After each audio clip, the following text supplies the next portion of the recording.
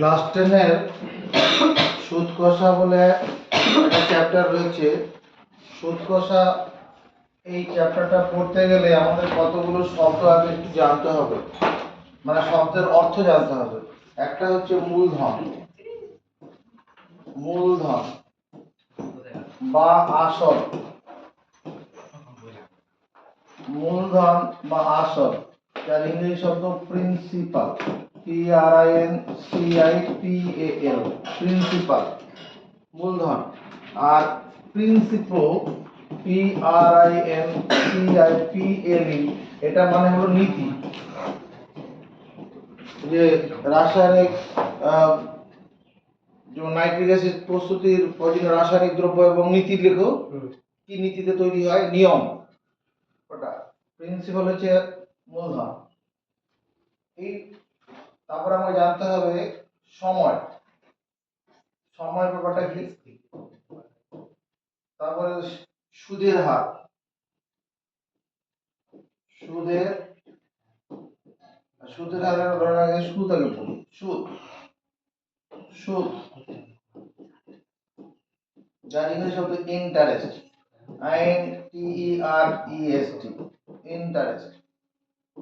প্রথমে হচ্ছে মূলধন বা আসল কাকে বলবো আমরা।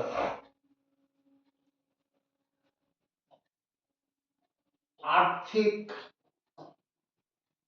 আর্থিক নিরাপত্তার কথা মাথায় রেখে, নিরাপত্তার নিরাপত্তা আর্থিক নিরাপত্তার কথা মাথায় রেখে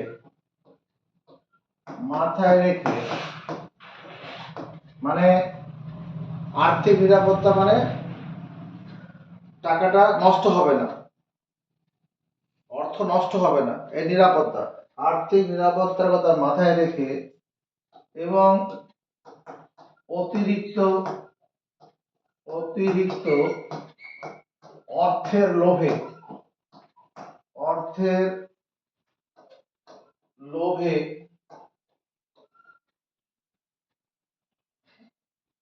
বা আর্থিক লোভে যে টাকা ব্যাংকে বা পোস্ট অফিসে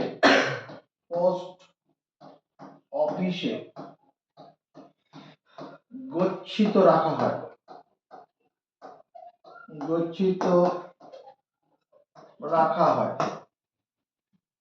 আর্থিক নিরাপত্তার মাথায় রেখে এবং অতিরিক্ত অর্থের লোভে যে টাকা ব্যাংক বা পোস্ট অফিসে গচ্ছিত রাখা হয়, বা বিশেষ প্রয়োজনে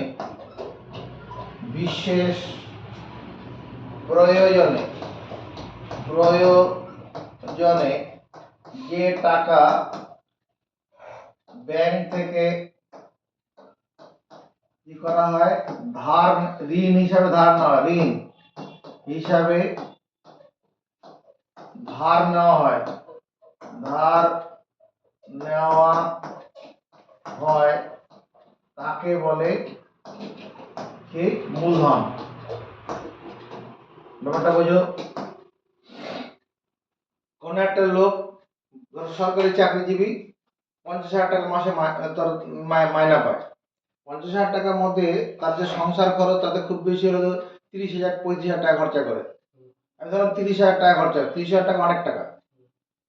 30,000 টাকা খরচা করে, এই 30,000 টাকা খরচা করার ফলে তার মাসে 20,000 টাকা করে বাড়ছে। এবার এই 20,000 টাকা যদি বাড়িতে এনে রাখে, এক বছরে কত টাকা হয়ে যাবে, 2,40,000 টাকা। এই টাকাটা বাড়িতে রাখা নিরাপদ হবে? যদি যারা ছিনতাই করে ডাকাতি করে, তারা জানতে পারে ওই লোকের বাড়িতে 2,40,000 টাকা আছে, ভদ্রভাবে সে ঢুকবে, নিয়ে চলে যাবে, কোনো অসুবিধা হবে না। তাহলে ঘরে টাকাটা রাখা নিরাপদ নয়।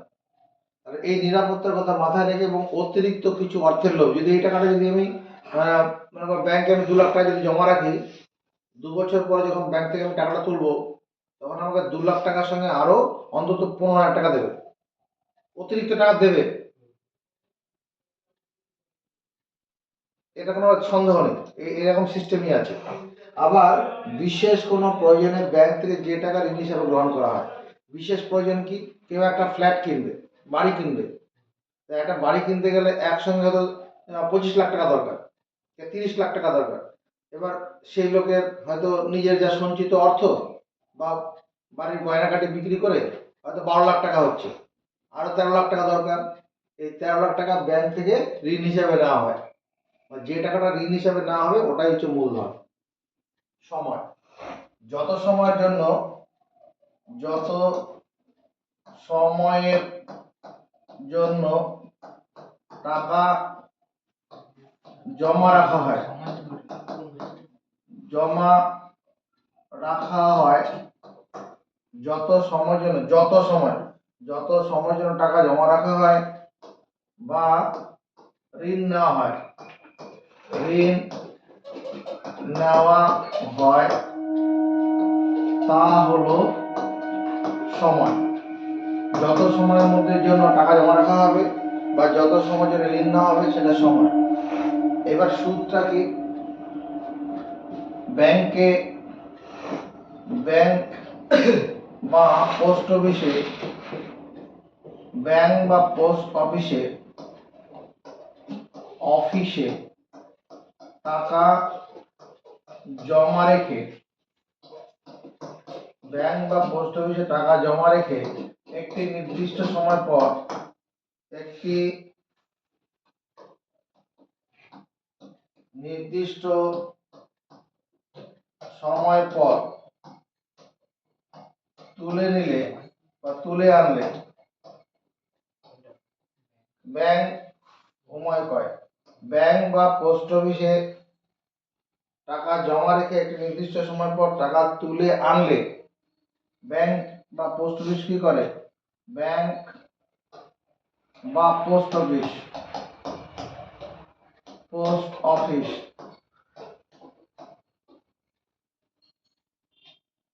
গচ্ছিত টাকার সঙ্গে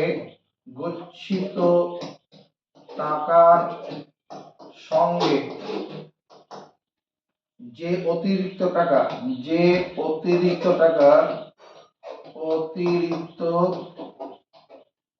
টাকা ফেরত দিয়ে থাকে তা হলো সুদ। কি বললাম, ব্যাংক বা পোস্ট অফিসে টাকা জমা রেখে একটা নির্দিষ্ট সময় পর টাকা তুলে আনলে ব্যাংক বা পোস্ট অফিস সে গচ্ছিত ব্যাংক বা পোস্ট অফিস, কেন অফিস হবে, আকারটা হবে না, ব্যাংক বা পোস্ট অফিস গচ্ছিত টাকার সঙ্গে যে অতিরিক্ত টাকা ফেরত দিয়ে থাকে তা হলো সুদ। আমি ব্যাংকে 2 লাখ টাকা রাখলাম, 3 বছর পরে আনতে গেলাম, আমাকে কি করবে ব্যাংক, আমি 2 লাখ টাকা রেখেছি তো 2 লাখ টাকার সঙ্গে অন্তত আরো 25,000 টাকা অতিরিক্ত দেবে, এই 25,000 টাকাটা হবে কি, সুদ।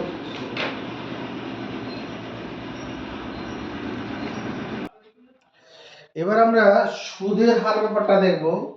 সুদের হার বার্ষিক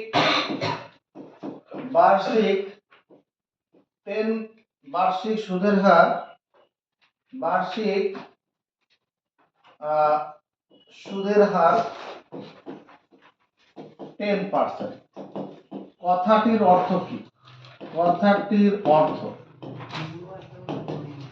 বার্ষিক 10% সুদের হার, এই কথাটার অর্থ কি, কথাটির অর্থ হলো 1 নম্বর, 100 টাকার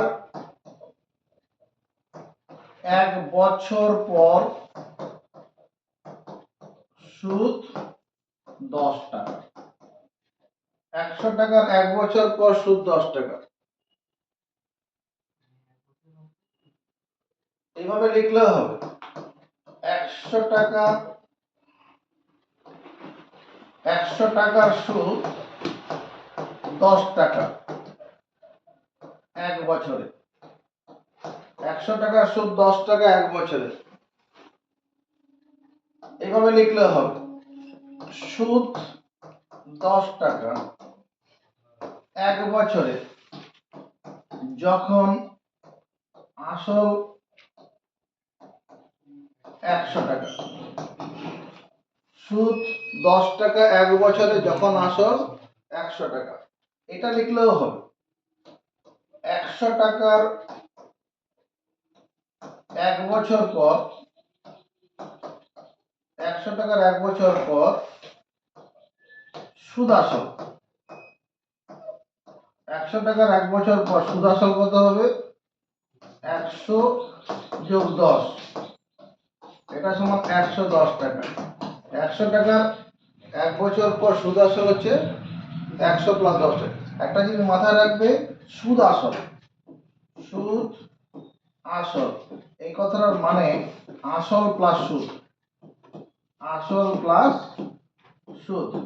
এই সুদ আসল কথাটার আরেকটা শব্দ আছে সববৃদ্ধিমূল, সববৃদ্ধিমূল,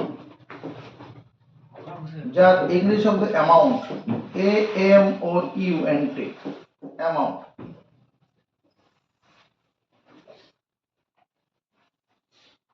একশো টাকার বার্ষিক, এখানে যদি সুদের হার 10% না হয়ে মনে করো R% থাকে, তাহলে এখানে কি হবে? 10-এর জায়গায় আর হয়ে যাবে, আর কিছু না।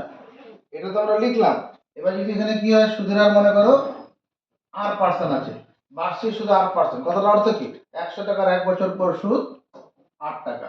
100 টাকার সুদ 8 টাকা 1 বছরে, সুদ 8 টাকা 1 বছরে, যখন আসলে 100 টাকা। 100 টাকার সুদ, 100 টাকার 1 বছর পর সুদ আসল, এখানে আর হয়ে যাবে। এই হচ্ছে ব্যাপার। এবার আমরা যে সুদ কষা অঙ্কগুলো করব, আমাদের বইতে দু রকমের সুদের ব্যাপার আছে। সুদ দু রকমের আছে। সুদ, যে সুদ আমরা পড়তে চলেছি, এই সুদ দু রকমের আছে। একটা হচ্ছে সরল সুদ, সরল সুদ, যার ইংলিশ হলো সিম্পল ইন্টারেস্ট, সিম্পল ইন্টারেস্ট। আরেকটা হচ্ছে কি কম্পাউন্ড ইন্টারেস্ট, যৌগিক সুদ। মানে যৌগিক সুদ বলে না, চক্রবৃদ্ধি সুদ বলা হয়, যৌগিক বলে না, কি বলে? চক্রবৃদ্ধি সুদ, চক্রবৃদ্ধি সুদ, যার ইংলিশ শব্দ compound interest, COMPOUND, compound interest. আমরা এই দুটো কথার মানে বুঝবো। সরল সুদ ব্যাপারটা কি, চক্রবৃদ্ধি সুদ কি, দুটোই আমাদের সিলেবাসে আছে। সরল সুদ, যে সুদ কেবলমাত্র আসল টাকার উপর হিসেব করা হয়, তাকে বলে সরল সুদ। সরল, যে সুদ কেবলমাত্র আসল টাকার উপর হিসাব করা হয় তাকে বলে সরল সুদ। ব্যাপারটা দেখো, বার্ষিক 10%, বার্ষিক 10% সরল সুদের হারে, বার্ষিক 10% সরল সুদের হারে 100 টাকার 1 বছর পর সুদ, 100 টাকার 1 বছর পর সুদ কত? 10 টাকা।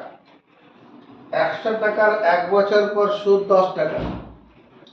100 টাকার, মনে কর বার্ষিক 10% সরল সুদের হারে ব্যাংকে টাকা জমা রাখা হলো, 100 টাকার 1 বছর পর সুদ 10 টাকা। 100 টাকার 2 বছর পর সুদ 10 টাকা প্লাস 10 টাকা, মানে 20 টাকা হবে। আমি 20 টাকা না লিখে 2 গুণন 10 টাকা করছি, আসলে 20 টাকা। প্রথম বছরে 100 টাকার জন্য 10 টাকা সুদ, পরের বছর আবার 100 টাকার জন্য 10 টাকা সুদ। 100 টাকার 3 বছর পর সুদ। প্রথম বছরের জন্য 10 টাকা সুদ, পরের বছরের জন্য 10 টাকা সুদ, তারপরের বছরের জন্য আবার 10 টাকা সুদ, এই করে 3 গুণন 10 টাকা হবে। তাহলে 100 টাকার 3 বছর পর এটা হবে। তাহলে এবার অতএব আমি বলতে পারি না 100 টাকার পাতা দিবি টি বছর পর সুদ কত হবে। এখানে 3 বছর হলে 3 গুণন 10 টাকা, তাহলে টি বছর পর সুদ কত হবে? টি ইনটু 10, টি গুণন 10 টাকা।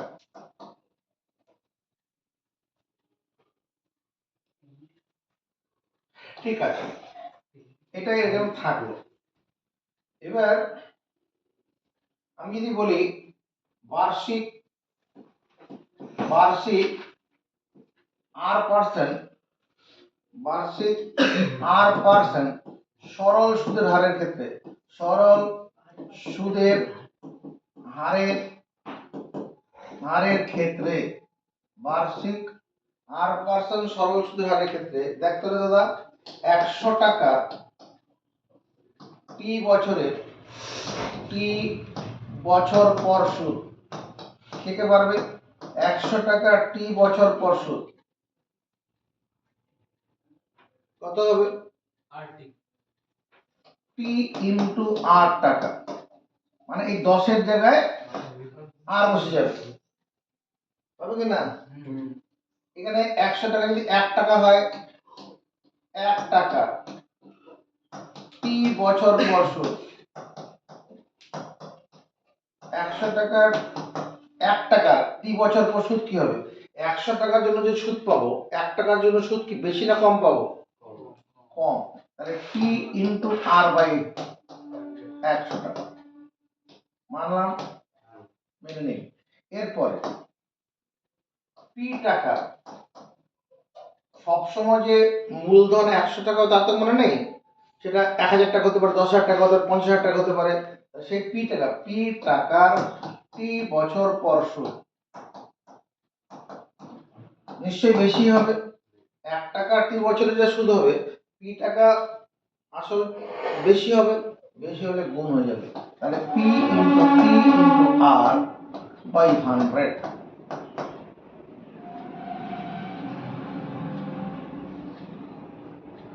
যদি পি টাকা টি বছরের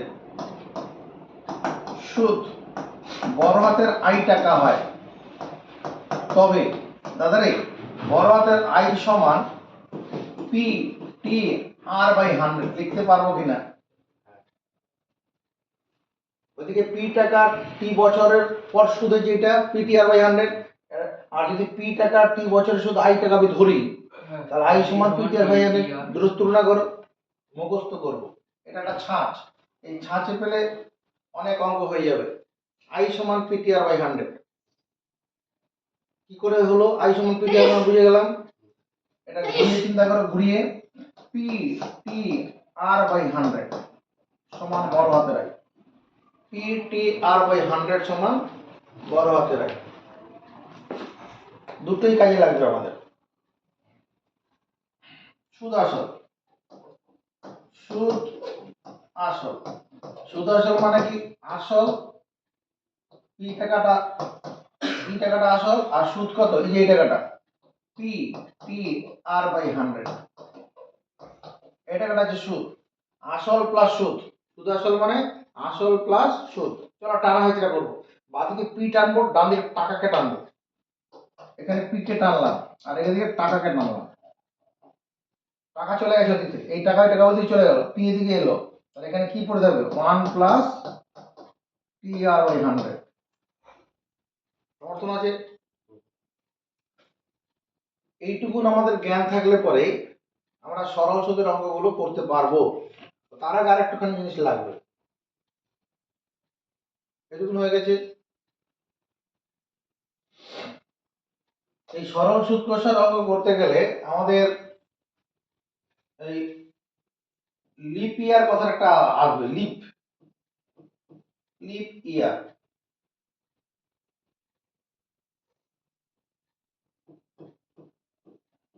যার বাংলা হচ্ছে অধিবর্ষ।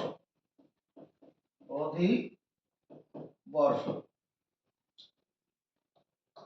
যে সালকে, যে সাল আর বছর করে দিয়েছি, যে বছরকে, যে বছরকে 4 দিয়ে ভাগ করলে ভাগফল, যে বছরকে 4 দিয়ে ভাগ করলে ভাগফল পূর্ণ সংখ্যা হবে, পূর্ণ সংখ্যা হয়। যে বছরকে 4 দিয়ে ভাগ করলে ভাগফল পূর্ণ সংখ্যা হয় তা হলো অধিবর্ষ। অধিবর্ষ মনে করো 2016 সাল, 2020 সাল, 2024 সাল, 1980 সাল, এরা অধিবর্ষ। যে বছরকে 4 দিয়ে ভাগ করলে ভাগফল পূর্ণ সংখ্যা হবে সেটা অধিবর্ষ। এই প্রত্যেকটা হচ্ছে 4 দিয়ে ভাগ করলে মিলে যাবে। 4 দিয়ে ভাগ করার নিয়মটা কি? কোন সংখ্যার শেষ দুটি অঙ্ক যদি 4 দিয়ে বিভাজ্য হয় অথবা শেষে দুটো শূন্য থাকে তাহলে 4 দিয়ে ভাগ যাবে। শেষ দুটি অঙ্ক যদি 4 দিয়ে বিভাজ্য হয় সংখ্যাটা 4 দিয়ে ভাগ যাবে। এবার অধিবর্ষ হয়, অধিবর্ষ, অধিবর্ষ হয় 366 দিনে। অধিবর্ষ হলে পরে বছরটা হবে 366 দিন। অধিবর্ষ হয় কত দিনে? 366 দিন। আর ফেব্রুয়ারি মাস কত হবে? ফেব্রুয়ারি, হ্যাঁ, ফেব্রুয়ারি মাস 29 দিন। ফেব্রুয়ারি মাস হলো 29 দিন। আর লিপ ইয়ার না হলে, অধিবর্ষ না হলে, অধিবর্ষ না হলে, নজরের দিকে, অধিবর্ষ না হলে কি হবে? 365 দিনে বছর, 365 দিনে বছর। এবং ফেব্রুয়ারি মাস, ফেব্রুয়ারি মাস 28 দিনের হবে, এইটুকুন জানতে হবে। অধিবর্ষ না হলে 365 দিনে বছর হবে আর ফেব্রুয়ারি মাস হবে 28 দিনে। বাকি তাহলে মাসগুলো কদিনের হবে সেটার জন্য হাতের মুষ্টি আমাদের কাজ করবে। এই যে হাত, এই হাতটা নিয়ে গেলাম,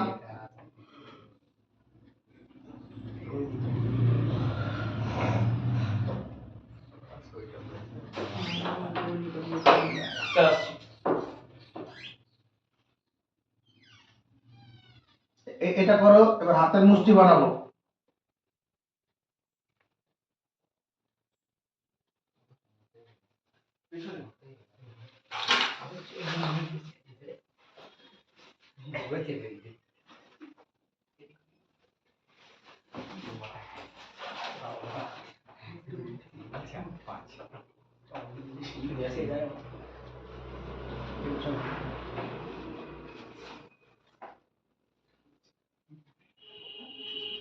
এরকম হাতটাকে এরকম মুষ্টি করলাম, এটা মুষ্টি করে বুড়ো করে দিয়ে চলে যাবে।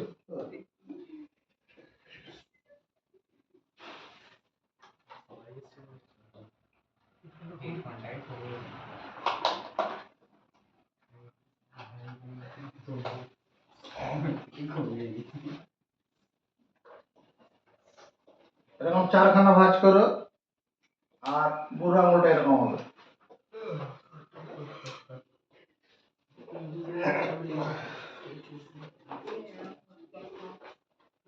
করেছি। এরকম ভাঁজ করার পরে এই যে ঢিপি গুলো আছে আমি এখান থেকে কাউন্ট করা শুরু করবো। এখান থেকে এটা, এটা বুড়ো আঙুলটা আছে, এই ঢিপি গুলো হবে 31 দিনে মাস। ঢিপি গুলো 31 দিন, এই ঢিপি গুলো 31 দিন। ঢিপি গুলো কত? 31 দিন। আর এখানে যে খাত গুলো থাকবে, এই যে এই জায়গাগুলো, এই খাত গুলো হবে 30 দিন। খাত গুলো 30 দিন হলো। এই ঢিপি গুলো, হাতের উঁচু ঢিপি গুলো 31 দিন, আর যে খাত, দুটো ঢিপির মাঝখানে খাত 30 দিন।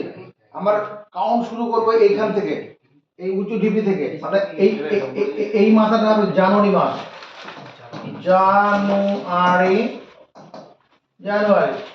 তাহলে এখানে জানুয়ারি। ফেব্রুয়ারির ক্ষেত্রে দুটো ঘটনা হবে। ফেব্রুয়ারির ক্ষেত্রে ফেব্রুয়ারি সেটা 28 দিন হতে পারে, 29 দিন হতে পারে। 28 দিন কখন হবে? যদি লিপ ইয়ার না হয়। লিপ ইয়ার মানে যদি 365 দিয়ে ওই বছরটা ভাগ না যায়, তাহলে 28 দিন হবে। আর যদি লিপ ইয়ার 300, যদি ওই সালটাকে 4 দিয়ে ভাগ করলে মিলে যায় লিপ ইয়ার হলে 29 দিন। তাহলে ফেব্রুয়ারি মাসের ক্ষেত্রে 28, 29 ছেড়ে দাও, বাকি চলো। এখানে জানুয়ারি, ফেব্রুয়ারি, মার্চ উঁচুতে উঠে গেলাম 31 দিন। এপ্রিল খাদে নামবো 30, আবার উপরে উঠবো। এপ্রিল, মে উপরে উঠে 31, খাদে নামবো। জুন 30, জুলাই উপরে 31, আবার যখন এখানে আবার ঘুরে আসবো, আবার উঁচু ডিপিতে আগস্ট 31 দিন। ঠিক আছে? তার মানে জানুয়ারি, ফেব্রুয়ারি, মার্চ, এপ্রিল, মে, জুন, জুলাই, আগস্ট, এরকম সব আছে। যখন আমরা এখানে দেখবো জানুয়ারি, এটা 31 দিন। ফেব্রুয়ারি 28 দিন হতে পারে, 29 দিন হতে পারে। মার্চ 31 দিন, এপ্রিল 30, মে 31, জুন 30, জুলাই 31, আগস্ট 31। কারণ আগস্ট, জুলাই উপরে, আবার আগস্ট উপরে আছে, এই চলবে।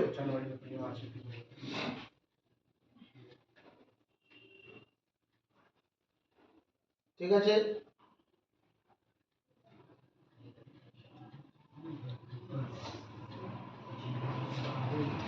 একবার একটু দেখে নাও।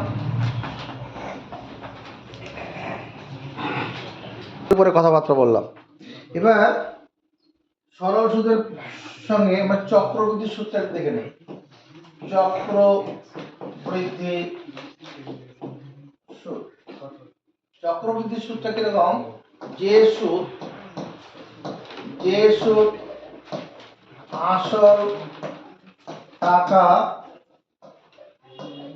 ছাড়াও সুদের টাকার উপর সুদ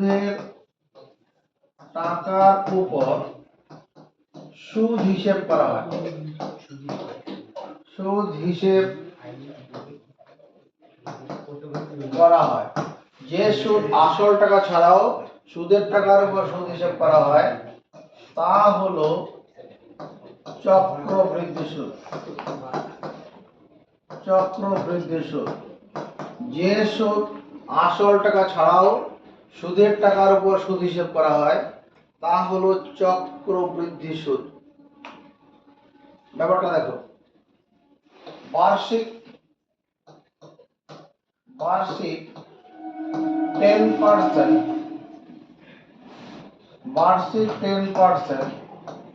চক্রবৃদ্ধি হার সুদের ক্ষেত্রে। বার্ষিক 10% চক্রবৃদ্ধি হার সুদের ক্ষেত্রে। বার্ষিক 10% চক্রবৃদ্ধি হার সুদের ক্ষেত্রে। স্টপ রাইটিং, বুঝতে হবে এখানে। সুদের ক্ষেত্রে 100 টাকার, কেউ কিছু লিখবে না, 100 টাকার 1 বছর পর সুদ। ব্যাংক থেকে 100 টাকা নেওয়া হলো, 1 বছর পর সুদ 10 টাকা। সরল সুদের ক্ষেত্রে তাই ছিল। তাহলে এখানে একটা কথা মাথায় রাখো, 1 বছর মেয়াদের ক্ষেত্রে, 1 বছর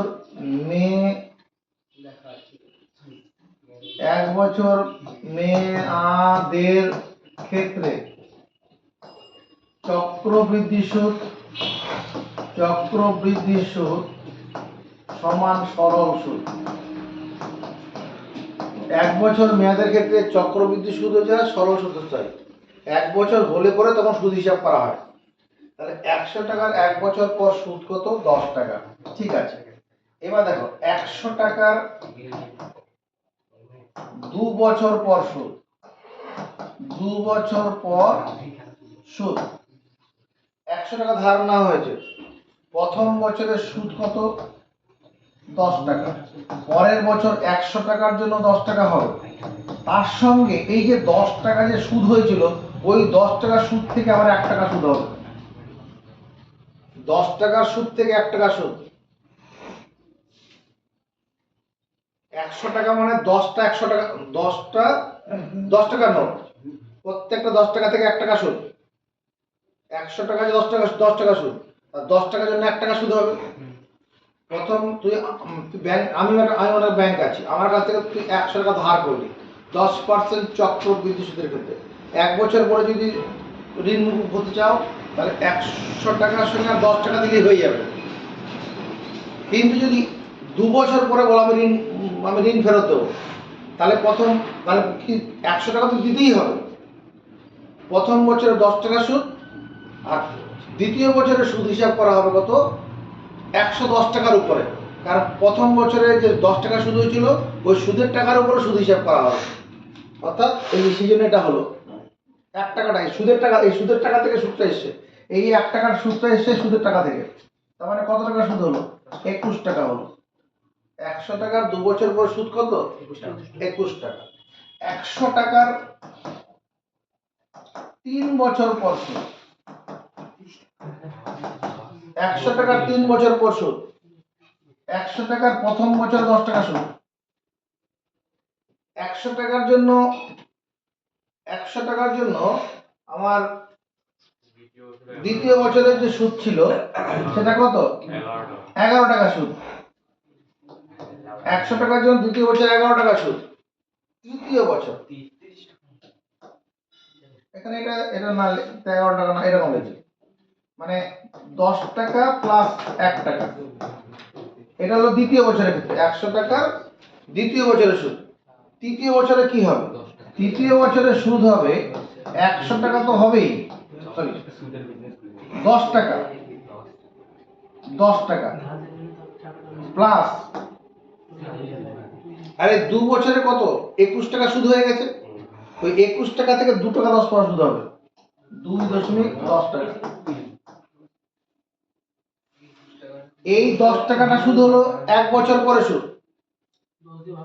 এই সুদটা হয়েছে কি জন্য, 100 টাকার জন্যই দ্বিতীয় বছরের সুদ। দ্বিতীয় বছরে এই 1 টাকাটা হচ্ছে ওই 10 টাকা সুদ থেকে 1 টাকাটা হয়েছে, আর এইটা হবে তৃতীয় বছরের ক্ষেত্রে। 100 টাকার জন্য 10 টাকা হলো, আর ওই 2 বছরের সুদ কত হয়ে গেছে, 21 টাকা। 2 বছরের সুদ 21 টাকা, 21 টাকা থেকে 2 টাকা 10 পয়সা সুদ আসবে।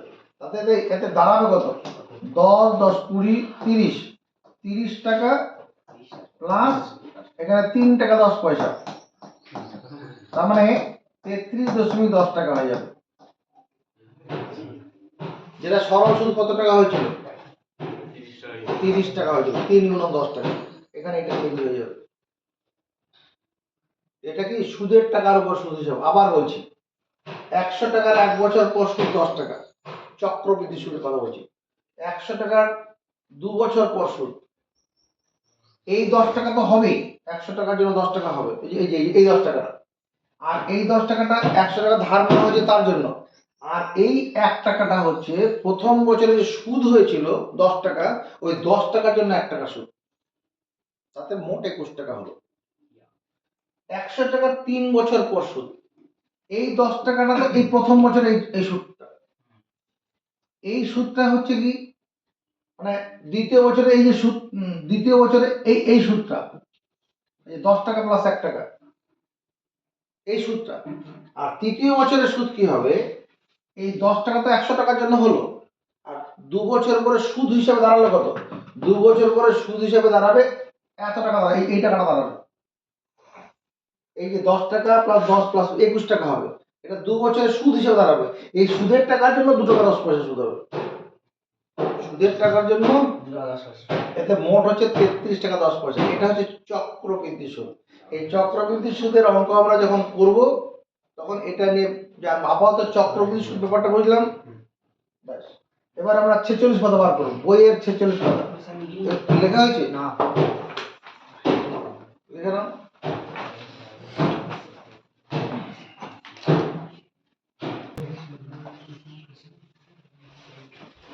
Page number 46।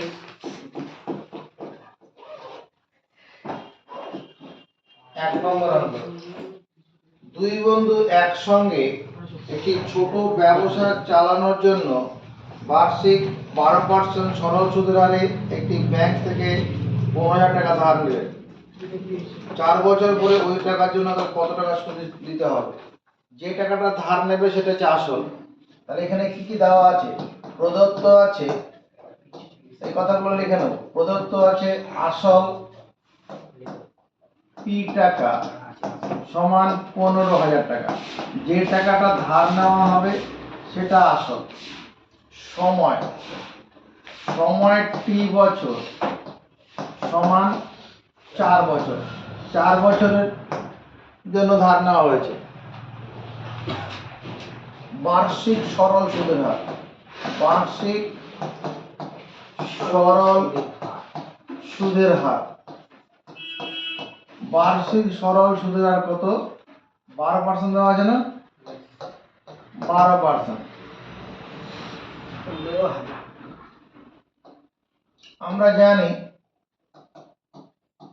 আমরা জানি I সমান PTR/100।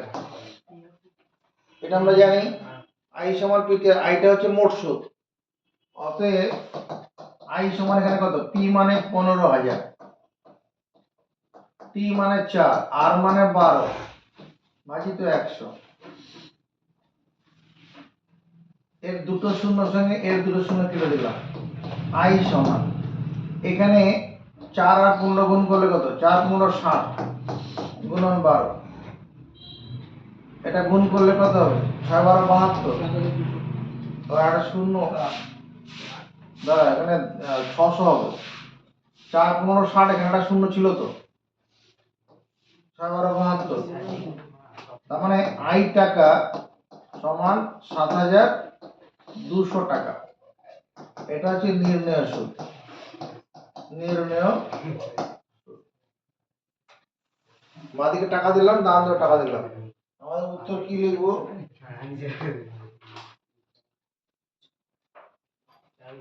4 বছর পর 15,000 টাকার জন্য ওই 4 বছর পরে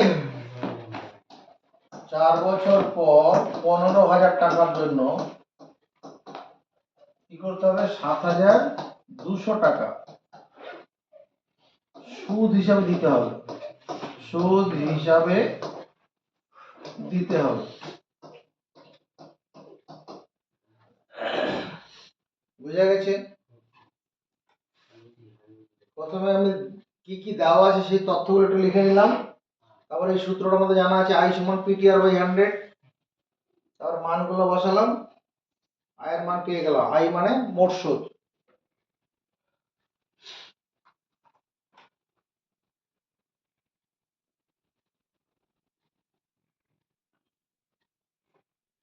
পরের কোশ্চেনটা বলবো।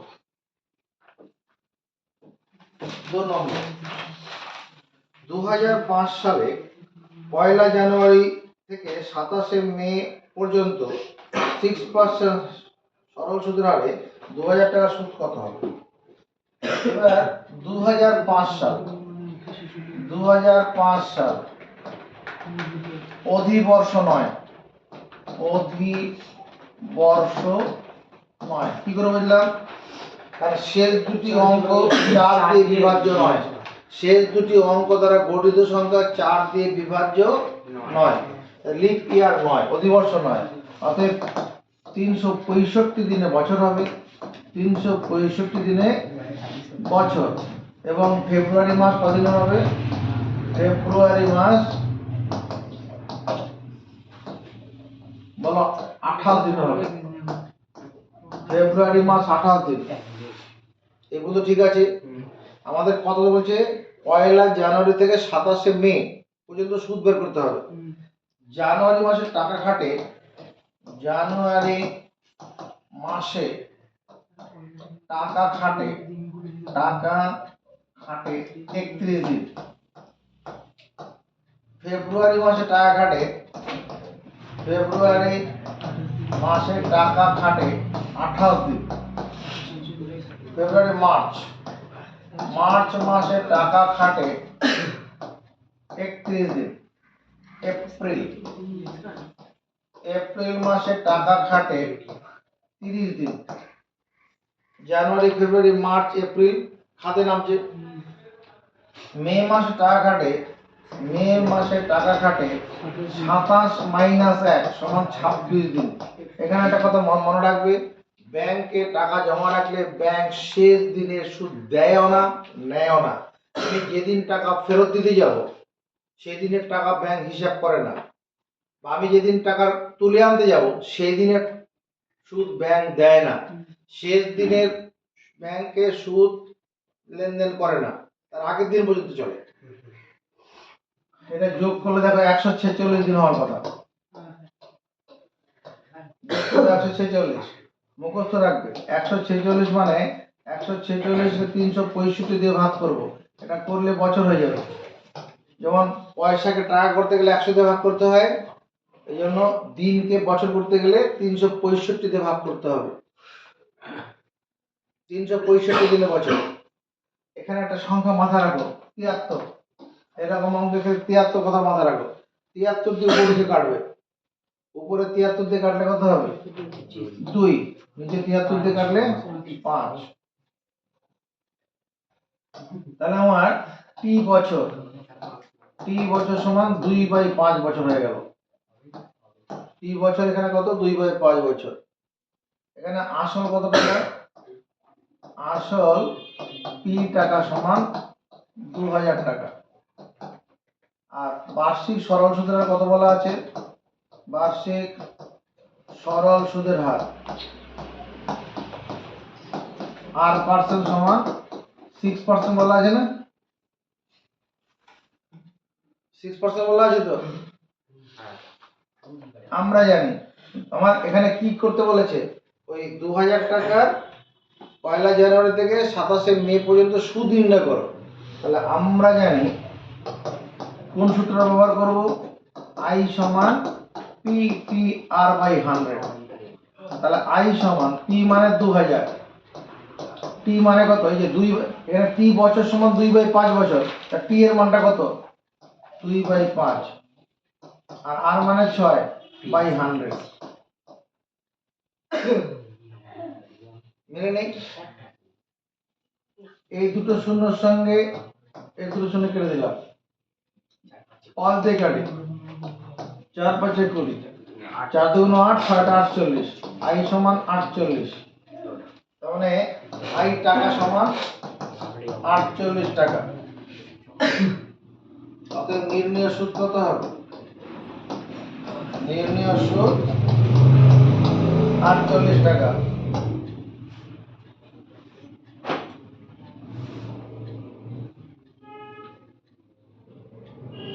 নির্ণয় সুদ হচ্ছে 48 টাকা। চলো 3 নম্বর কোশ্চেনটা বলো। 3 নম্বর কোশ্চেন, বার্ষিক 8.1% সরল সুদে 960 টাকার 1 বছর 3 মাসের সববৃদ্ধি মূল কত? সববৃদ্ধি মূল মানে সুদ আসল বের করতে বলেছে। প্রদত্ত আছে বার্ষিক সরল সুদের হার। আমার সঙ্গে সঙ্গে লিখতে হবে সরল সুদের হার R% সমান 8.1%। তার মানে R% সমান 3 8 24 আর 25, 25/3%। সময় T বছর সমান বলা আছে 1 বছর 3 মাস। এটাকে লিখবে 1.3/12 বছর। এই মাসকে বছর করে দিলাম।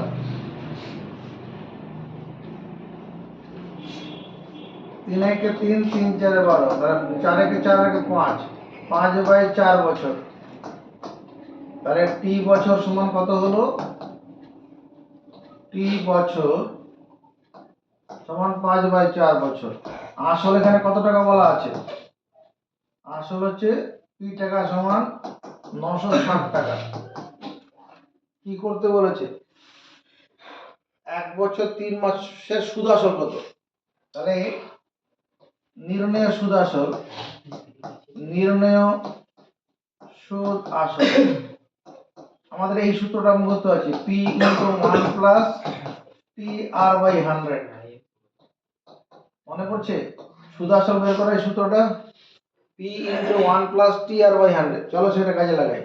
নির্ণয় সুদ আসল, পি মানে 960, যে পি মানে 960, প্রথম বন্ধনী 1 প্লাস টি, এই টি মানে কত? 5/4, আর আর মানে কত? 25/3, 25/3 বাই 100। 100টাকে এরকম বাই না দিয়ে এখানে 1/100 করো, সুবিধা হবে। এত টাকা ওইরকম লিখলে পরে কাটাকুটি সুবিধা হবে। ঠিক আছে? 25, 25 একে 25, 4 পয়সে 100, 960 ইন্টু 1 প্লাস উপরে 5 আছে, নিচে কত? 16, 48 না? 3 4 12, 4 12 48, ভগ্নাংশে যোগ করব। 960, 48 লসাগু, 48 সঙ্গে 1 গুণ করলে 48, আর 48 কে 48 ভাগ করলে 1, 1 এর সঙ্গে 5 গুণ করলে 5ই হবে। তাহলে 48 প্লাস 5 কত হবে? 53। এটার সঙ্গে এটা কাটলে কত হবে? 48 দুগুণ 96, 48 শূন্য শূন্য, তার মানে 20 ইন্টু 53। এটা গুণ করলে কত হবে? 3 দুগুণ 6, 5 দুগুণ 10, 1060 টাকা। এটাই সুদ আসল।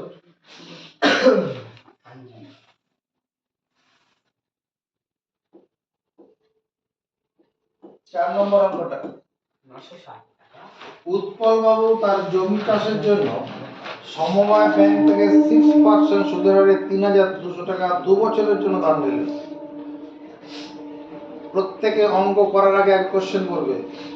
উৎপল বাবু তার জমি চাষের জন্য সমবায় ব্যাংক থেকে বার্ষিক 6% সরল সুদের হারে 3200 টাকা ধার 2 বছরের জন্য ধার নেবেন।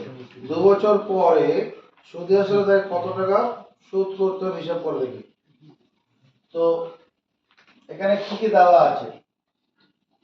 এখানে প্রদত্ত আছে আসল কি টাকা,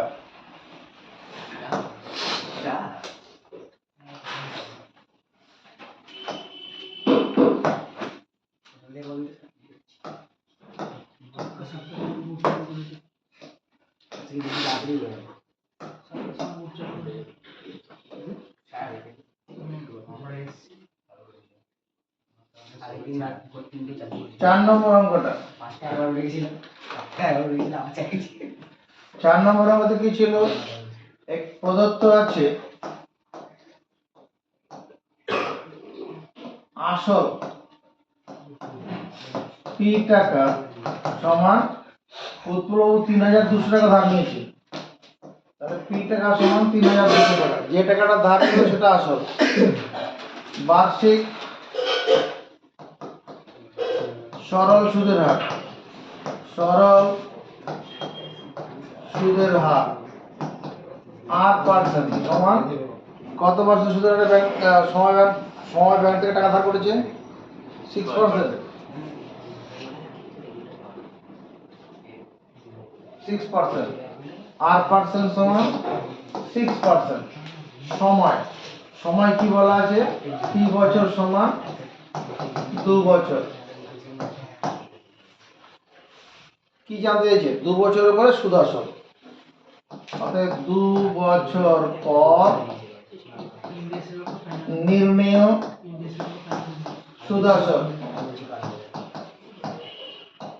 2 বছর পরে নির্ণেয় সুদ আসল। সূত্রটা কি ছিল? পি ইন্টু, পি মানে 3200, 1 প্লাস টি আর বাই 100, টি মানে 2, আর মানে 6 বাই 100, এই টাকাটা। আমাদের সূত্রটা এটা, সুদ আসল বের করার সূত্র এটা, P into 1 plus T R by 100, একদম নখদর্পণে থাকবে। এটা যে নির্ণয় সুদ আসল, এই সূত্রটা অনুসারে কাজ করেছি। 3200, চলো ভগ্নাংশে যোগ করে ফেলি। 100 লসাগু, 100 প্লাস 7×12, 112 হয়ে যাবে। এই দুটো শূন্য কেটে দেই, 32 নামটা বলি, পারবো।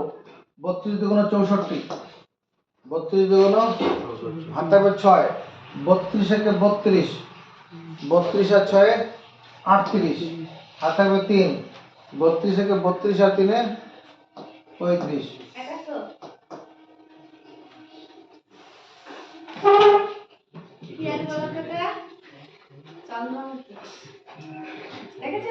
ঠিক আছে, ঠিক আছে। 5 নম্বর, বার্ষিক 5.25% সরল সুদে শোভাদেবী একটি ব্যাংকে কিছু টাকা জমা রাখেন। বার্ষিক 5.25% সরল সুদে হারে শোভাদেবী একটি ব্যাংকে কিছু টাকা জমা রাখেন। 2 বছর পরে তিনি সুদ হিসাবে 840 টাকা পেলেন। কত টাকা জমা রেখেছিলেন? ধরি শোভাদেবী,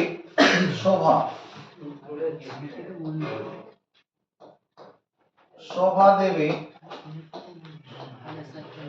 ব্যাংকে পি টাকা জমা রেখেছিলেন, পি টাকা জমা রেখেছিলেন।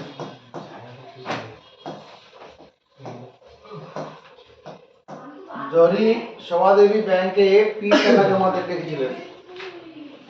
প্রদত্ত আছে, কি কি দেওয়া আছে দেখো। প্রদত্ত আছে বার্ষিক সরল সুদের হার, বার্ষিক সরল সুদের হার, সুদের হার আর পার্সেন্ট সমান কত পার্সেন্ট দেওয়া আছে? 5.25%। দে পাত্তা, আর পার্সেন্ট সমান 525/100, এত পার্সেন্ট। এটা কাটাকুটি করলে হবে, এই অবস্থা রাখলেও হবে, অসুবিধা নেই। আর সময় টি বছর,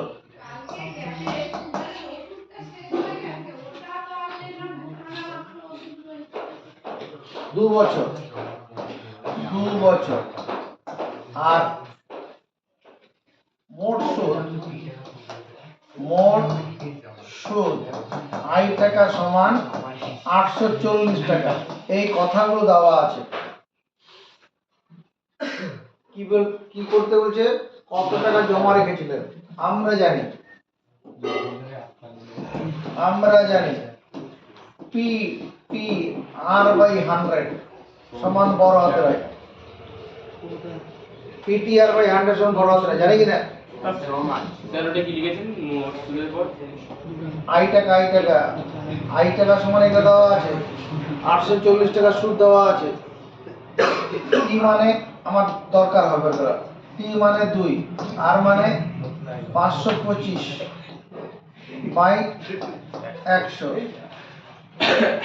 আর নিচে একটা আগের থেকে এক সূত্রের 100 আছে, সমান 840। দেখো এটা হবে কিনা, এই সূত্র ফেলে দিলাম।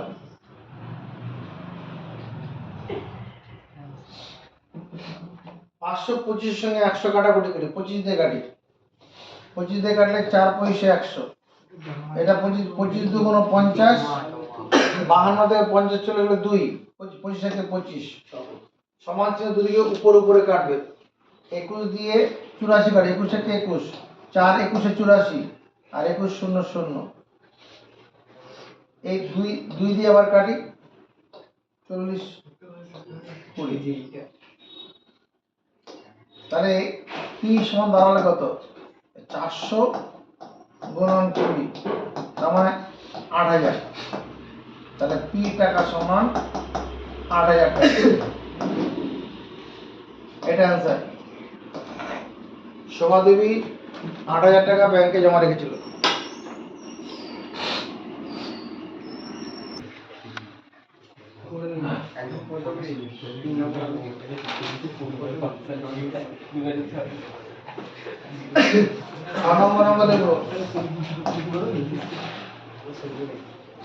গৌতম একটি মুরগির খামার খোলার জন্য একটি সমবায় ব্যাংক থেকে মাসিক 12% সরল সুদের হারে কিছু টাকা ধার নিলেন।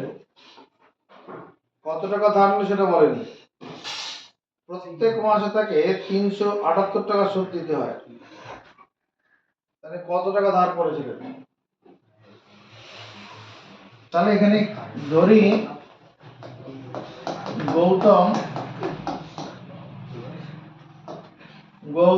ব্যাংক থেকে পি টাকা ধার করেছিল।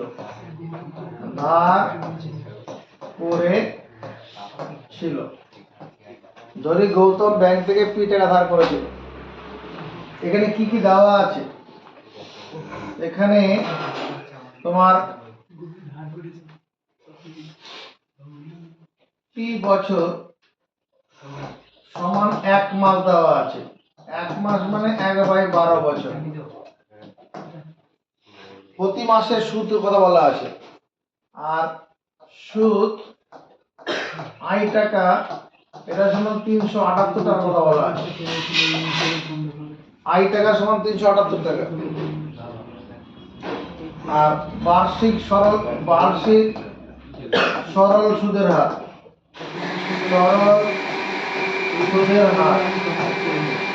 বার্ষিক সরল সুদের হার বলা আছে 12%। আর পার্সেন্ট সমান 12%। বার্ষিক সরল সুদের 8% সমান 12%। অতএব P into T into R by 100, এটা সমান 378। দেখা যাবে কিনা? যাবে রে। পিটিআর বাই 100 সমান 12 হতে হয়। সূত্র তো এটা, পিটিআর বাই 100 এটা সমান 12 হতে হয় না? এই সূত্রটা কাজে লাগালাম। পি কত টাকা ধার করেছিল সেটা বের করবো। টি মানে 1 মাস, 1 মাস মানে 1/12 বছর। আর সুদের হার 12% ছিল। এটা সেখানে কেটে যাবে। তাহলে পি সমান 37,800। এই 100% গুণ হয়ে গেল।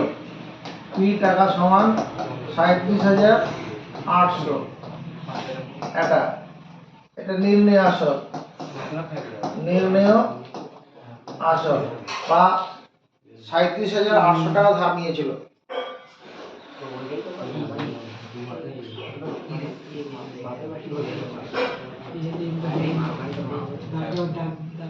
7 নম্বর অঙ্ক। বার্ষিক 6% সরল সুদের হারে 15 টাকা কত বছরে দ্বিগুণ হিসাব করি। বার্ষিক 6% হারে 15 টাকা কত বছরে দ্বিগুণ হবে?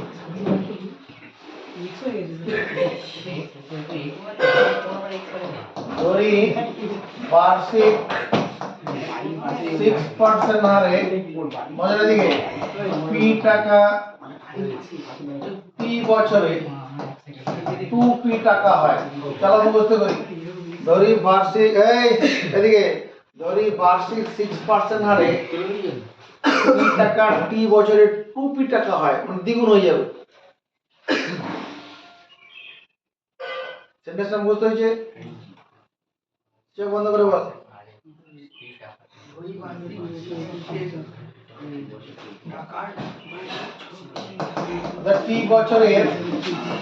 বছরের সুদ কত হবে? 2p টাকা মাইনাস p টাকা, মানে p টাকাটা সুদ হবে। সুদ আসল থেকে আসলটা বিয়োগ করে দিলাম, এটা সুদ হবে। অতএব p আর বাই 100 এটা সমান কি? আসল যা সুদ তাই। পিটিআর বাই ওই যে সূত্রটা, পিটিআর বাই 100 সমান 12 হাতে রাখ। একটাই সূত্র দিয়ে চক্র হচ্ছে। সমান যে দুদিক থেকে উপরে উপরে কেটে দাও, পিপি কেটে গেল। এটা থেকে এটা কাটবো, 2 দিয়ে কাটবো, এটা 3, এটা 50, t সমান উপরে 50 নিচে 3, t বছর সমান 16 পূর্ণ 2/3 বছর, t বছর সমান 16 পূর্ণ 2/3 বছর, এটাই উত্তর। তাহলে বার্ষিক 6% হারে, বার্ষিক 6% হারে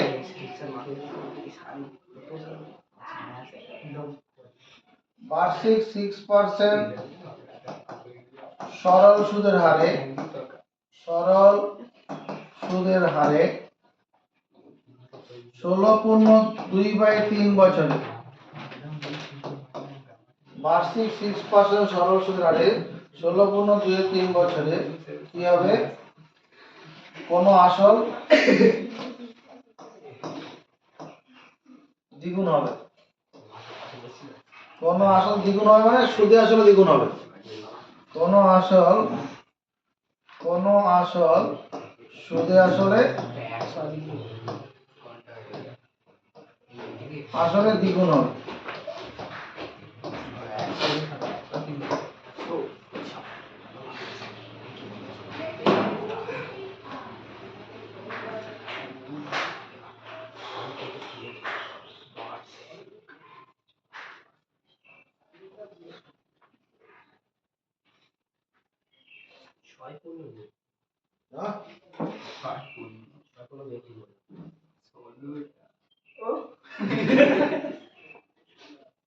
নেক্সট 8 নম্বর অঙ্ক, সাফিয়া নানার অঙ্ক।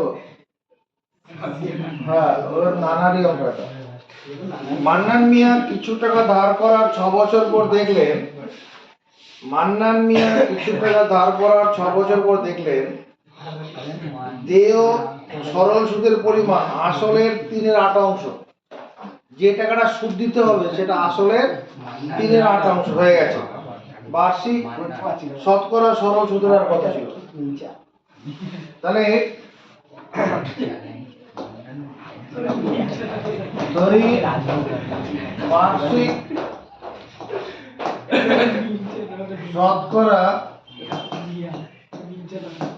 সরল সুদের হার R% ছিল, বার্ষিক শতকরা সরল সুদের হার R% ছিল।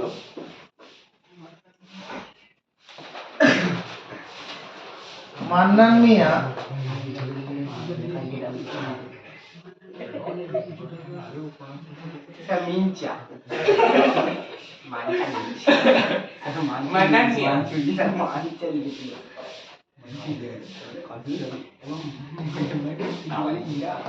মান্নান মিয়া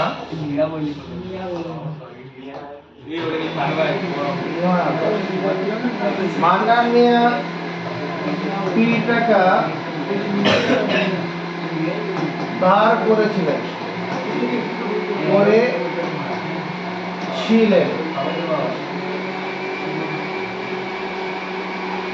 এখানে P টাকা 6 বছর পর সুদ, 6 বছর পর সুদ কত টাকা হয়েছে? P টাকার 3/8 অংশ, দেখো কোশ্চেন তাই বলেছে, মানে 3p/8 টাকা হয়েছে। যদি P টাকা ধার করে তাহলে সুদ হয়ে যাবে 3p/8 টাকা, হবে কি না? অতএব P/R/100 এটা সমান 3p/8।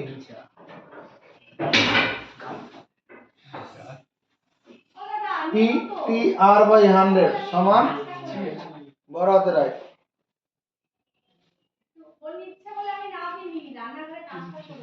এই p কেটে গেল, এই 3 দিয়ে 6 কে কাটবো, 3 একে 3, 3 দুগুণে 6, 2 এর সঙ্গে এটা কাটবো 50, এটার সঙ্গে 2 দিয়ে কাটবো 4, 25, r সমান 25/4, 6 পূর্ণ 1 4, R% সমান 6 পূর্ণ 1/4%।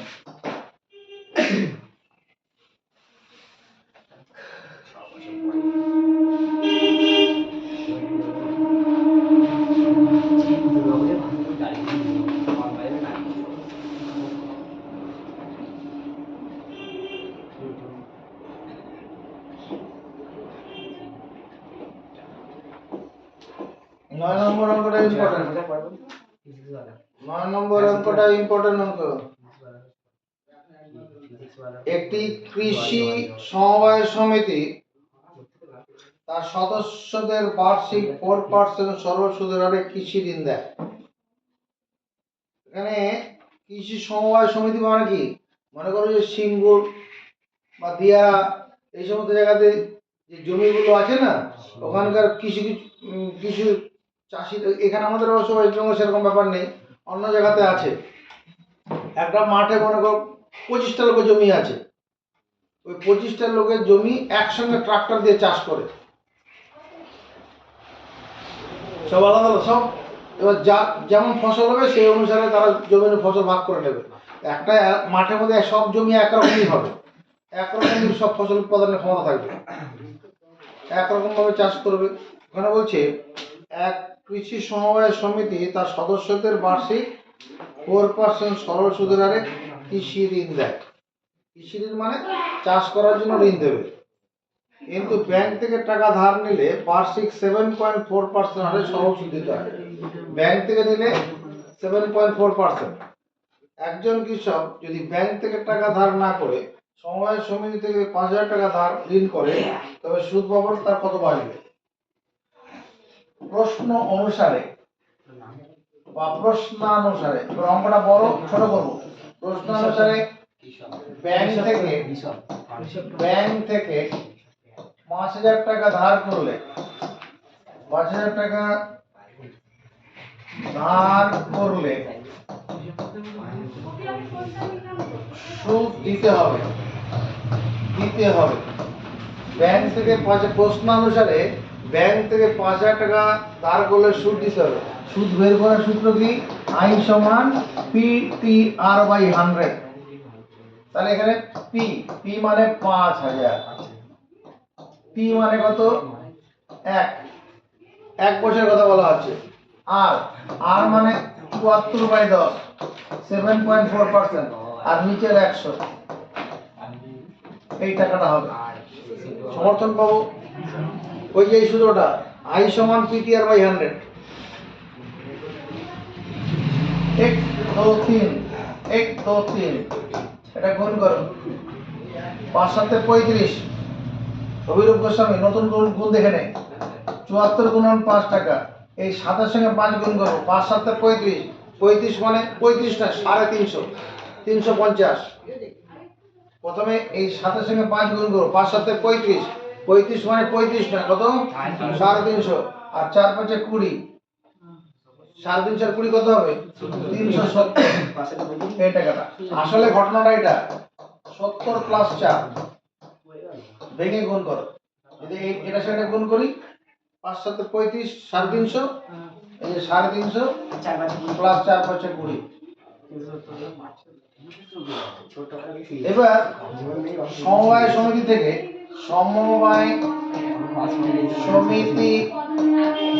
থেকে ওই 5,000 টাকা ধার করলে 5,000 টাকা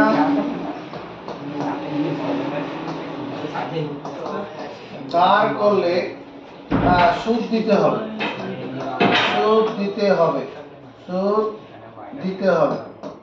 5,000 টাকা যদি সমিতি থেকে ধার করা হয় তবে কত সুদ দিতে হবে? ইন্দ্রজিৎ কত কি লিখবো? 5,000 টাকা ব্যাংক থেকে সমবায় সমিতি থেকে 5,000 টাকা ধার করলে সুদ দিতে হবে। কোন সূত্র প্রয়োগ করব? বলো I সমান PTR/100। I সমান PTR/100। হ্যাঁ বল তো এমন বল, কি লিখবো? R সমান PTR/100। তাহলে এখানে কি লিখবো? P মানে এখানে কত? এই 5,000 টাকা।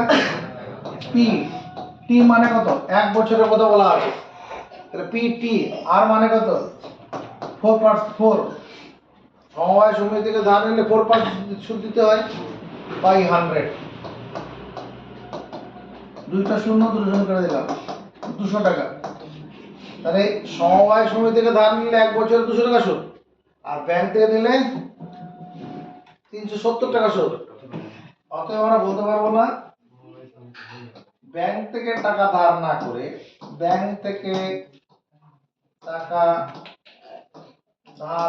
করে সমবায় সমিতি থেকে ধার করলে কি হবে? 370 মাইনাস 200 এত টাকা সমান 170 টাকার কি হবে? সাশ্রয় হবে।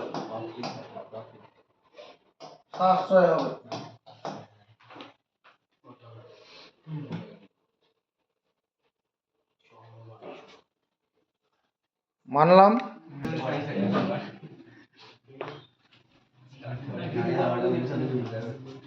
কথা বন্ধ।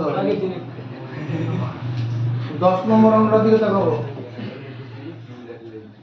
যদি 292 টাকার একদিনের সুদ 5 পয়সা হয় তবে বার্ষিক সরল সুদের হার হিসাব করি। 292 টাকার একদিনের সুদ কি কি দেওয়া আছে? প্রদত্ত আছে আসল পি টাকা সমান 292 টাকা, সময় পি বছর সমান একদিন মানে 1/365 বছর। একদিনের সুদের কথা বলা আছে। সুদ আই টাকা সমান 5 পয়সা। 5 পয়সা মানে তুমি 5/100 টাকা করে দাও। এই কথাগুলো দেওয়া আছে।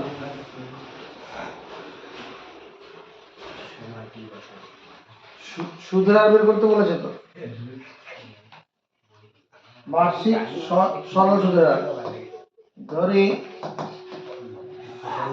বার্ষিক সরল সুদের হার 8%। কে পারবে? সূত্রটা একটাই, একটা সূত্রে আমরা দেখেছি I সমান PTR/100 বা ঘুরিয়ে P × T × R/100 সমান বড় হাতের I। তাহলে P 292, T 1/365, R/100 সমান হচ্ছে কত? বড় হাতের I মানে এটা PTR/100 সমান বড় হাতের I। সমান চিহ্ন দুদিকে নিচে কাটবে। সমান চিহ্ন দুদিকে এই 292 আর 365 এই সংখ্যাটা কাটবে কত দিয়ে? 73। মুখস্থ রাখতে হবে 73। এরকম অঙ্ক থাকলে 73 দিয়ে কাটবে। একে 4 দিয়ে গুণ করো তো দেখো 292 হয় কিনা। 73 কে 4 দিয়ে গুণ করো। এটাকে 4 দিয়ে কাটলে কত? 73 দিয়ে কাটলে 4 আর 73 দিয়ে কাটলে 5। তাহলে 4R/5 = 5 আছে। তাহলে R এর মান 25/4। নিচের সংখ্যা উপরে যাবে, উপরে নিচে আসবে। তাহলে R% সমান 6.14%।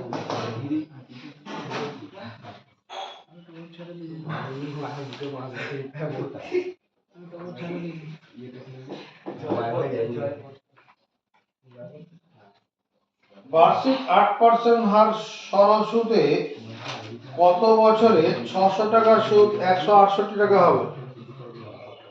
বার্ষিক 8% সরল সুদে কত বছরে 600 টাকা সুদ 168 টাকা?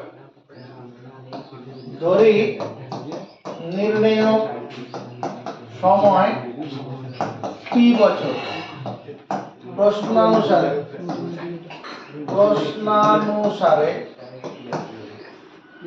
এই কথা বলবি না। ধরি নির্ণয় সময় T বছর। প্রশ্নানুসারে কি বলেছে? বার্ষিক 8% সরল সুদের হারে 600 টাকা 600 P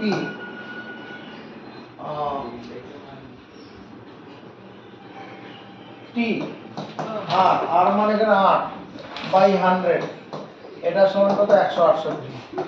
দেখো এটা বলেছে না, মানে 600 টাকা কত বছরে 8% সরল সুদের হারে সুদ 168 টাকা হবে। তাহলে এটাই তো লিখবো PTR/100 সমান বড় হাতের I।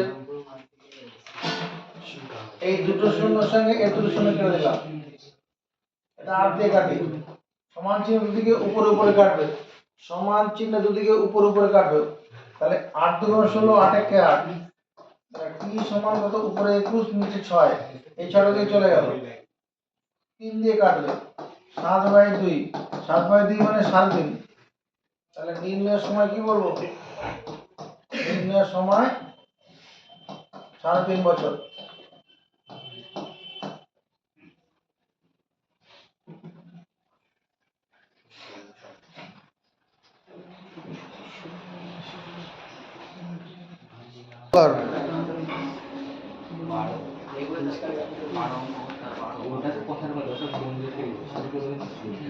বারো নম্বর অঙ্কটা, যদি বার্ষিক 10% সরল সুদে 800 টাকা ব্যাংকে জমা দিয়ে সুদে আসলে 1200 টাকা ফেরত পাই, তবে কত সময়ের জন্য ব্যাংকে টাকা জমা ছিল?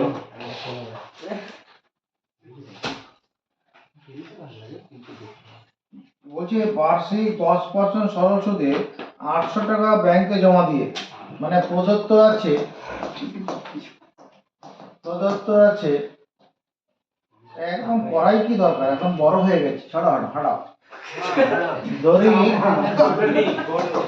ধরি কত সময়, ধরি নির্ণয় সময় টি বছর, নির্ণয় সময় টি বছর। প্রশ্নানুসারে এই অঙ্কগুলো করার জন্য আমরা একটাই সূত্র মুখস্থ করেছি, I সমান PTR/100 অথবা P × T × R/100। এখানে P মানে কত? P মানে 800,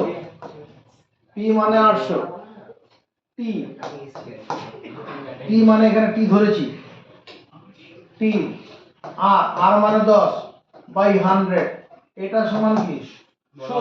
সুদ কত হবে? 800 টাকা জমা দেওয়ার পরে সুদে আসলে 1200 টাকা পাওয়া যাচ্ছে, তাহলে 1200 মাইনাস 800, এটা হবে সুদ। 800 টাকা। আরে তো বাড়ির লোক এসে কাজ করবে?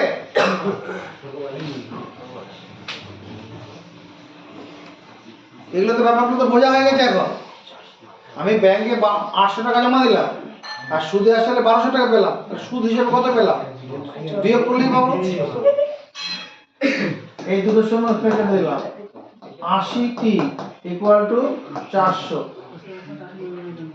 t সমান 400/80, শূন্য শূন্য কাটবে, 5 × 40, t সমান 5।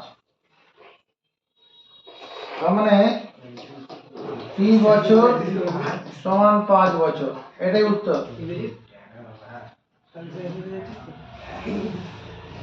13 নম্বর অঙ্কটা পরীক্ষার জন্য দরকারি। 13 নম্বর অঙ্কটা পরীক্ষার জন্য দরকারি। কোন মূলধন একই বার্ষিক সরল সুদের হারে 7 বছরের সুদে আসলে 7100 টাকা, 4 বছরের সুদে আসলে 6200 টাকা হলে মূলধন ও বার্ষিক সুদের হার কত? এই অঙ্কটা ভালো করে লক্ষ্য রাখো, ভিতরে করছি।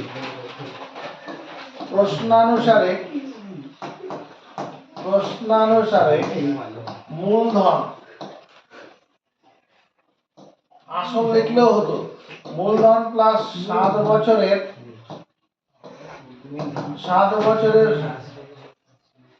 সরল সুদ, এটা সমান কত লিখব? কোশ্চেন করে নিজেরা ঠিক করো। মূলধন প্লাস 7 বছরের সরল সুদ 7100। প্রত্যেকে কোশ্চেনটা পড়ো, দেখা কি হবে। ইংরেজিতে আওয়াজ করো।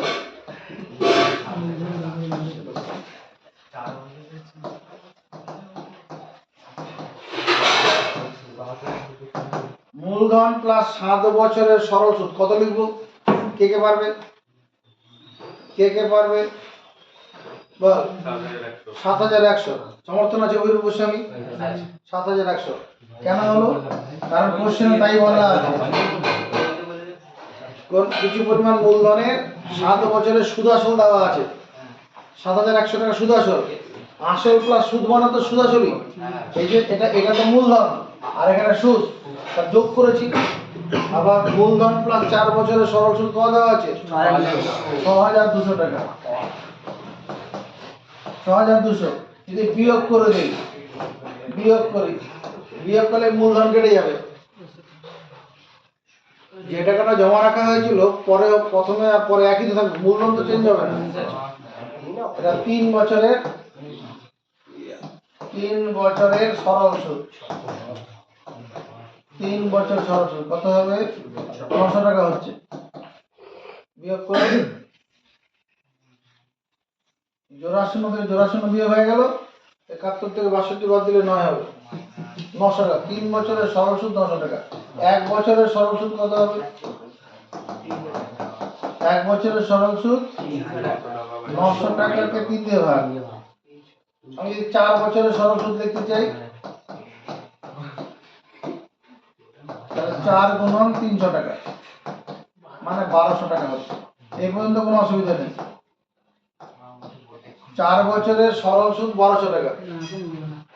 অতএব মূলধন প্লাস 1200 টাকা। সাফিয়া, মূলধন প্লাস 1200 টাকা সমান কত লিখবো? মূলধন প্লাস 1200 টাকা মানে 4 বছরের সরল সুদ। উত্তর বোর্ডে আছে, বইতেও আছে। কে কে পারবে? বল। 6200 টাকা। 6200। এই দিকে দেখা, এই লাইনটা, এই লাইনটা দিকে দেখা। মূলধন প্লাস 4 বছরের সরল সুদ। 4 বছরের সরল সুদ তো 1200 টাকা পেয়েছি, তাহলে 4 বছরের সরল সুদের জায়গায় 1200 টাকা লিখতেই পারি। এটা ওদিকে নিয়ে চলে যাই। মূলধন 6200 মাইনাস 1200, 5000 টাকা হলো। এটা একটা উত্তর। আরেকটা উত্তর চেয়েছে কি? সুদের হার চেয়েছে।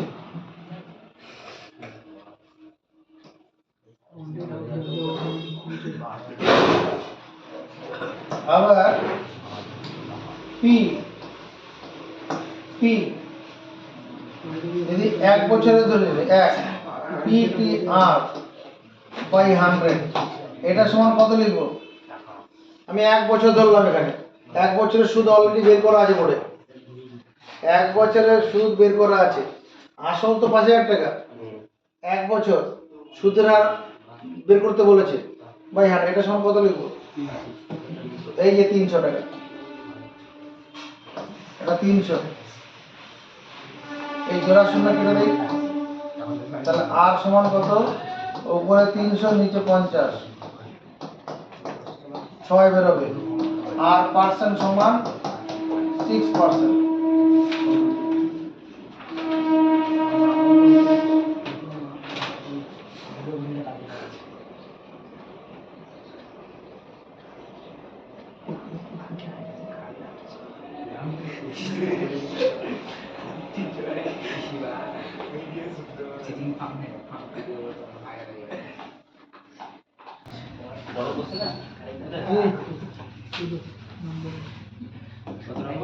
চোদ্দ নম্বর,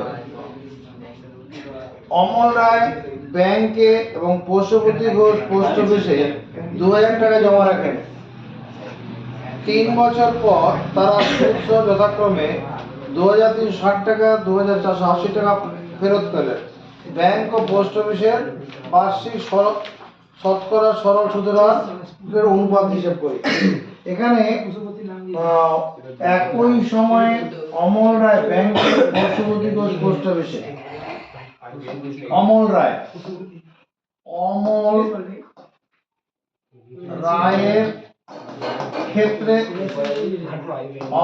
ক্ষেত্রে একটা ঘটনা, আর পশুপতি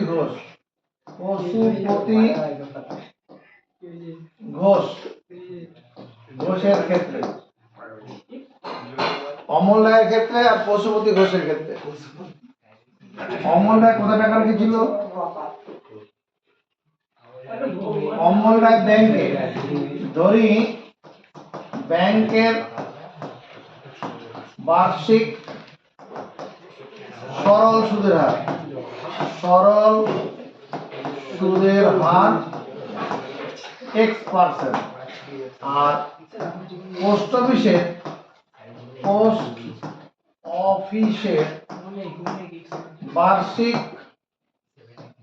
সরল সুদের হার সরল সুদের হার y%। ব্যাংকের বার্ষিক সরল সুদের x% আর পোস্ট অফিসের বার্ষিক সরল সুদের y%। Stop writing. এবার বলো আমাকে এখানে অমল রায়ের ক্ষেত্রে অতএব আমরা কি লিখতে পারবো? অমল রায় ব্যাংকে 2000 টাকা, বসুমতী ঘোষ ব্যাংকে 2000 টাকা জমা রেখেছিল। এখানে জমা রাখেন 3 বছর পরে, 3 বছরের কথা বলা আছে। এখন অমল রায়ের ক্ষেত্রে কি হবে? 2000 পি টি আর বাই 100, এটা সমান কত লিখব? PTR বাই 100 2360 টাকা। সেখান থেকে 2000 বিয়োগ করবো না? অমল রায় ব্যাংকে 2000 টাকা রেখেছিল, সুদে আসলে কত টাকা পাচ্ছে 3 বছর পরে? 2360 টাকা। আর সুদ হিসাবে কত বিয়োগ করলে পাবো? 2000 টাকাতে 2000 টাকা বিয়োগ করে দিলে পেয়ে যাবো। তাহলে এখানে দাঁড়াচ্ছে দুটো শূন্য বাদ চলে যায়, 3 দুগুণ 6, 60x = 360। এখান থেকে x = কত? 6 বেরোবে, বেরোবে না? তাহলে x% সমান কত বেরোবে? 6%। আর এখানে কত হবে? 2000। এই ডান দিকটা কে বলতে পারবে? ডান দিকটা একজন বলবি।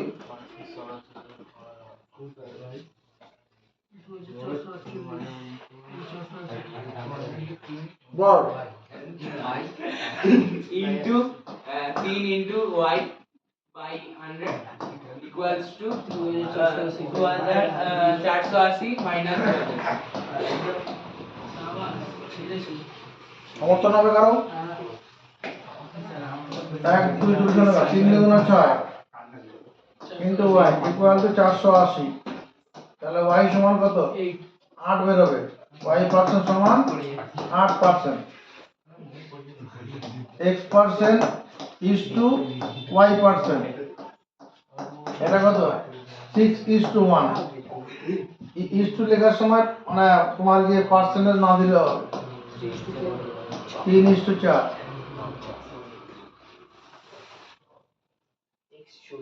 15 নম্বর হবে দেখো। এক তাঁত সমবায় সমিতি যন্ত্রচালিত তাঁত ক্রয় করার সময় 15,000 টাকা ধার করে। তাঁত সমবায় সমিতি যন্ত্রচালিত তাঁত দেখেছিস? তাঁত দু রকমের আছে। ওই যে কাপড় যে বনে একটা মেশিনে করে, মানে হাত দিয়ে করে হস্তচালিত, আর একটা মেশিনে চলে। 5 বছর পরে সেই ধার শোধ করতে সমিতিকে 22,125 টাকা দিতে হলো। ব্যাংকের বার্ষিক শতকরা সুদের হার কত? ধরি ব্যাংকের বার্ষিক শতকরা সরল সুদের হার 8%। প্রশ্ন অনুসারে কি কি লিখতে পারবো? এই কোশ্চেন পড়ে দেখো। প্রশ্ন অনুসারে কি লেখা যাবে? ক্লু দিচ্ছি। PTR/100 সমান বড় হাতের আই। এই সূত্র দিয়ে করে নেব। পি মানে কি? আসল, যে টাকাটা ঋণ নেওয়া হবে। কত টাকা ঋণ নেওয়া হবে? 15,000। টি মানে সময়, কত বছরের জন্য? 5 বছর। আর এর মান বের করতে হবে বাই 100। এটা সমান কত হবে?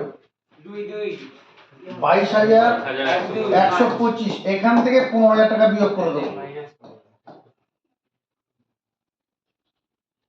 সুদ আসল থেকে আসলটা বিয়োগ করে দেবো। দুটো শূন্য কাটবে, 5 15 75। আর এখানে বিয়োগ করলে কত? এ থেকে 3টে শূন্য, এই 3টে শূন্য বাদ, 3টে শূন্য 125 থেকে 3টে শূন্য বাদ দিলে 125। আর 22 থেকে 15 বাদ দিলে কত হলো? 7। 22 থেকে 15 বাদ দিলে 7। কথাটা বুঝতে পেরেছি? শর্টকাট এইভাবেই করতে হবে। 125 থেকে 3টে শূন্য বাদ দিয়ে দেবো, 125 বসে গেল। আর 22 থেকে 15 বাদ দেবো, 7। আর সমান 7125/750। এটা কাটাকুটি করো, তাহলে আর এর মান পেয়ে যাবে।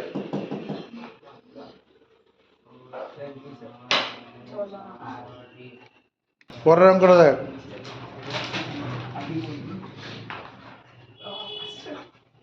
16 নম্বর।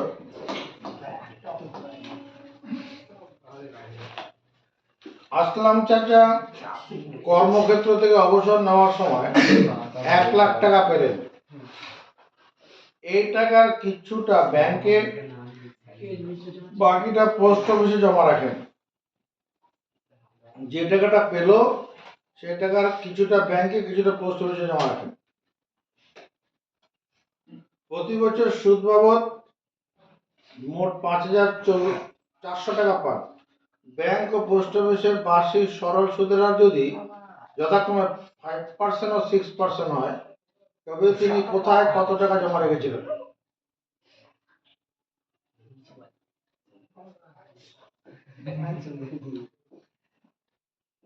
ধরি আসলাম চাচা তার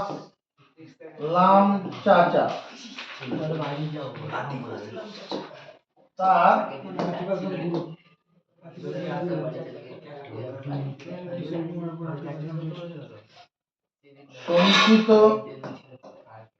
1,00,000 টাকার মধ্যে 1,00,000 টাকার মধ্যে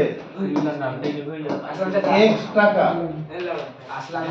ব্যাংকে এবং 1,00,000 মাইনাস X এত টাকা পোস্ট অফিস জমা রাখেন। পোস্ট অফিসে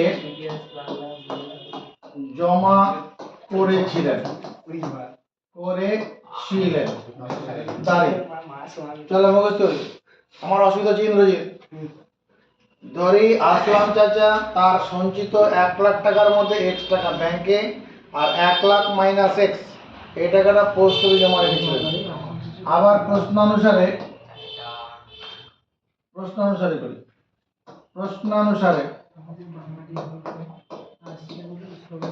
ব্যাংকে জমা রাখলো X টাকা। এদিকে দেখো, এই X টাকাটা জমা রেখেছে কোথায়?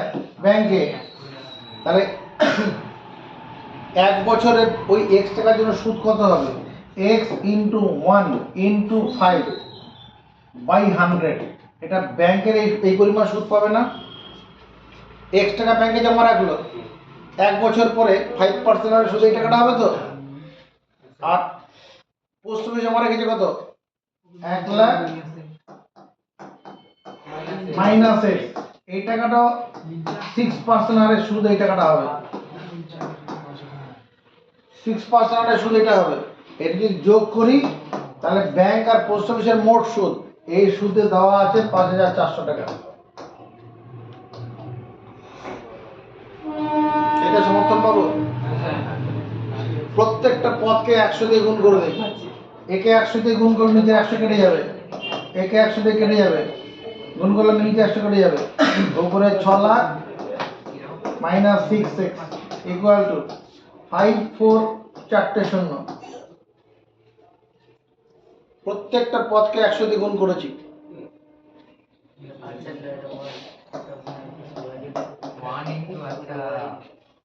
3 ঘরে কমা, এদিকে দেখো, এই 5,40,000 বাদিকে নিয়ে আসবো। 5,40,000 বাদিকে চলে এলো, ডান দিকে চলে যাবে 6x মাইনাস 5x। এই 5x টা প্লাস ছিল, মাইনাস করে নিয়ে চলে গেলাম। 6x টা মাইনাস ছিল, প্লাস করে নিয়ে চলে গেছি। এদিকে দেখো, এই যে 4টে শূন্য, এর সঙ্গে 4টে শূন্য বিয়োগ করে দিলে 4টে শূন্য হয়ে যাবে। 4টে শূন্য বিয়োগ হয়ে গেল। এদিকে থাকলো 60, এখন 54। 60 থেকে 54 বাদ দিলে 6 হবে, সমানে কি উত্তর কি লিখবো? আসলাম চাচা ওই ব্যাংকে জমা রেখেছিলেন 60,000 টাকা, আর পোস্ট অফিসে জমা রেখেছিলেন 1,00,000 মাইনাস 60,000 মানে 40,000 টাকা। আসলাম চাচা ব্যাংকে জমা রেখেছিলেন 60,000,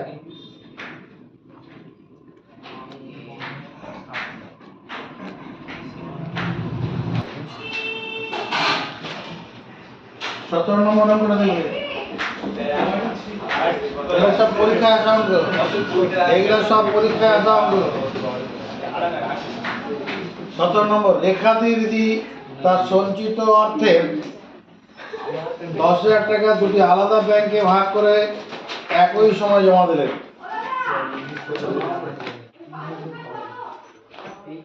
একটি ব্যাংকের বার্ষিক সুদের হার 6%, অন্য ব্যাংকের বার্ষিক সুদের হার 7%। 2 বছর পরে তিনি সুদ বাবদ মোট 1280 টাকা পান। তিনি কোন ব্যাংকে কত টাকা জমা রেখেছিলেন? প্রশ্নানুসারে ধরি রেখা দিদি প্রথম ব্যাংকে X টাকা এবং দ্বিতীয় ব্যাংকে 10,000 মাইনাস X টাকা জমা করেছিলেন।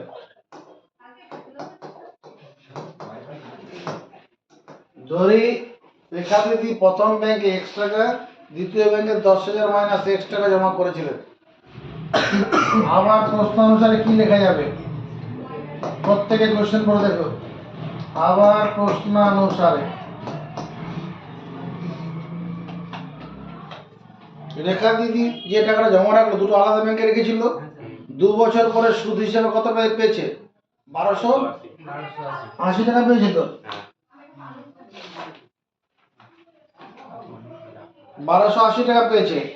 আর প্রথম ব্যাংকে সুদের হার ছিল 6% আর দ্বিতীয় ব্যাংকে সুদের হার 7%। তাহলে আমরা কি লিখতে পারবো?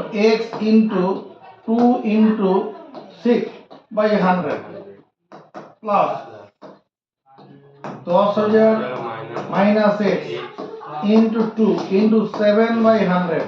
এই দুটো যোগফল সমান 1280 হবে না? হবে কি না? প্রত্যেকটা পদকে কি করি? 100 দিয়ে গুণ করে দিই। গুণ করব, গুণ করলে এই নিচে 100 টা কেটে যাবে। 12x 7 দুগুণ 14, 14 চারটে শূন্য, 1 2 3 4, 14x ইকুয়াল টু 1280। তার সঙ্গে আর দুটো শূন্য বেরিয়ে যাবে। প্রত্যেককে 100 দিয়ে গুণ করে দিলাম। এখানে 14 পরে 5 চারটা শূন্য মাইনাস 128, তারপরে 3টে শূন্য সমান হচ্ছে 14x মাইনাস 12x। বিয়োগ করি 3টে শূন্য, এই 3টে শূন্য বাদ, 3টে শূন্য চলে গেল। 140 থেকে 128 বিয়োগ করব, 140 থেকে 128 বিয়োগ করব, কত হবে? এদিকে দেখ, গুণ করার টেকনিক দেখো। 128 এর নিকটতমটা 10 এর গুণিতক সংখ্যা ভাবো, 130। 128 এর নিকটতম 10 এর গুণিতক 130। 130 থেকে 140 কত বেশি? 10 বেশি। আর 130 আর 128 এর মধ্যে ডিফারেন্স 2, তাহলে 12। তাহলে 12 হবে। 2x 6000 equal to x। রেখাদিদি কি করেছেন? প্রথম ব্যাংকে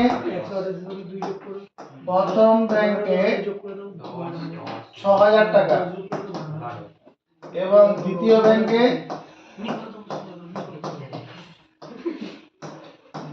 ব্যাংকে 10,000 মাইনাস 6,000। এটা করলে পরে কত? 4,000 টাকা জমা করেছিলেন।